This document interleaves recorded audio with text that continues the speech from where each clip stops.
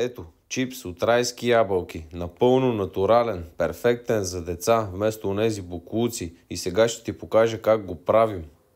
Първо, трябват ни хубави ябълки, разбира се. Избираме сортове, които са твърди, хрупкави и с по-малко или никакви танини вътре.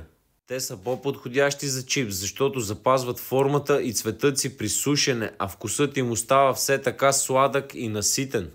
След това премахваме дръжките, но не е нужно да белим райските ябълки, защото те държат формата и са пълни с фибри. Следващата стъпка е да ги нарежем на тънки слайсове. За целта използвахме новият ми слайсер, който можеш да намериш на линка в профила ми. А ако останеш с мен до края на видеото, ще ти дам и код за отстъпка. Слайсовете трябва да са точната дебелина. Ако са по-дебели, няма да станат хрупкави. Ако са по-тънки, ще станат прозрачни и чупливи. И сега идва най-важният момент. Ще напълним дехидратора както винаги с връх догоре и ще го оставим една 12-часова работна смяна да си свърши работата както трябва. И ето това се получи като крайен резултат. 100% натурален чипс от райски ябълки. Хрупкав и перфектен за деца, защото го обожават.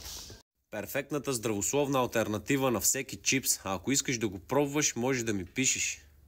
Всички тези машини, които използвам в видеята си, са на марката Vevor. Може да ги намериш на линка в профила ми. А ако въведеш кода на екрана, ще получиш допълнителна отстъпка. Заслужава си, за това се възползвай.